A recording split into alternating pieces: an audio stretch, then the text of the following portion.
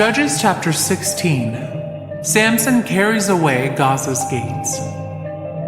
One day, Samson went to the Philistine town of Gaza and spent the night with a prostitute. Word soon spread that Samson was there, so the men of Gaza gathered together and waited all night at the town gates. They kept quiet during the night, saying to themselves, "When the light of morning comes, we will kill him."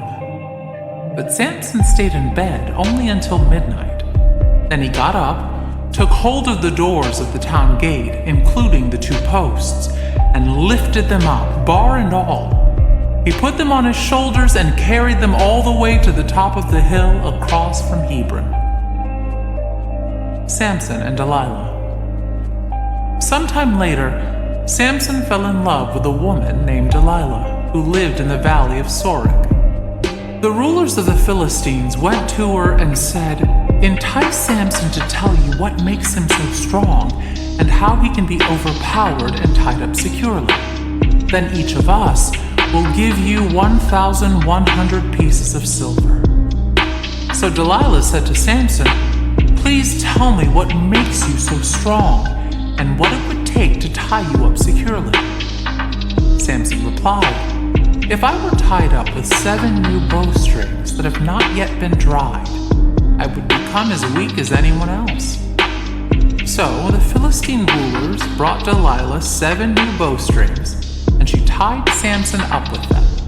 She had hidden some men in one of the inner rooms of her house, and she cried out, "Samson, the Philistines have come to capture you." But Samson snapped the bowstrings as a piece of string snaps when it is burned by a fire.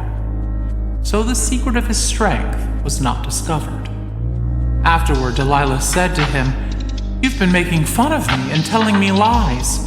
Now please tell me how you can be tied up securely." Samson replied, "If I were tied up with brand new ropes that had never been used, I would become as weak as anyone else." So Delilah took new ropes and tied him up with them.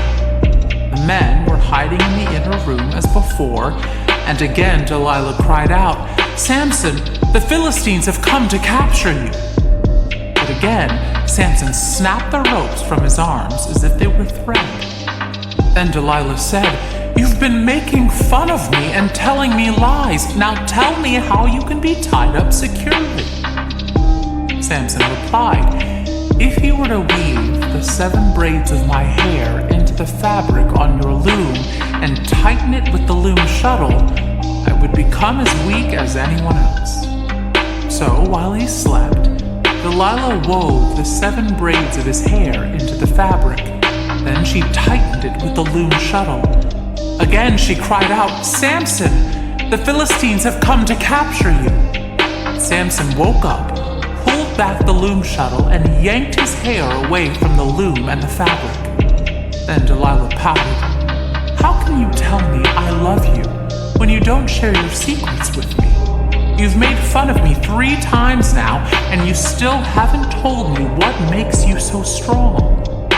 She tormented him with her nagging day after day until he was sick to death of her. Finally, Samson shared his secret with her. "My hair has never been cut," he confessed, "for I was dedicated to God as a Nazirite from birth. If my head were shaved, my strength would leave me, and I would become as weak as anyone else." Delilah realized he had finally told her the truth, so she sent for the Philistine rulers. "Come back one more time," she said, "for he has finally told me his secret." So the Philistine rulers returned with the money in their hands. Delilah lulled Samson to sleep with his head in her lap, and then she called in a man to shave off the 7 locks of his hair. In this way she began to bring him down, and his strength left him. Then she cried out, "Samson, the Philistines have come to capture you." When he woke up, he thought, "I will do as before and shake myself free," but he didn't realize the Lord had left him. So the Philistines captured him and gouged out his eyes. They took him to Gaza, where he was bound with bronze chains and forced to grind grain in the prison. But before long, his hair began to grow back. Samson's final victory. The Philistine rulers held a great festival, offering sacrifices and praising their god Dagon. They said, "Our God has given us victory over our enemy Samson." When the people saw him, they praised their God, saying, "Our God has delivered our enemy to us. The one who killed so many of us is now in our power." Half drunk by now, the people demanded, "Bring out Samson so he can amuse us." So he was brought from the prison to amuse them, and they had him stand between the pillars supporting the roof. Samson said to the young servant who was leading him by the hand, "Place my hands against the pillars that hold up the temple. I want to rest against them." Now the temple was completely filled with people. All the Philistine rulers were there, and there were about 3,000 men and women on the roof who were watching as Samson amused them. Then Samson prayed to the Lord, "Sovereign Lord, remember me again. Oh God, please strengthen me just one more time. With one blow, let me pay back the Philistines for the loss of my 2 wives." Then Samson put his hands on the 2 center pillars that held up the temple. Pushing against them with both hands, he prayed, "Let me die with the Philistines." And the temple crashed down on the Philistine rulers and all the people. So he killed more people when he died than he had during his entire lifetime. Later, his brothers and other relatives went down to get his body.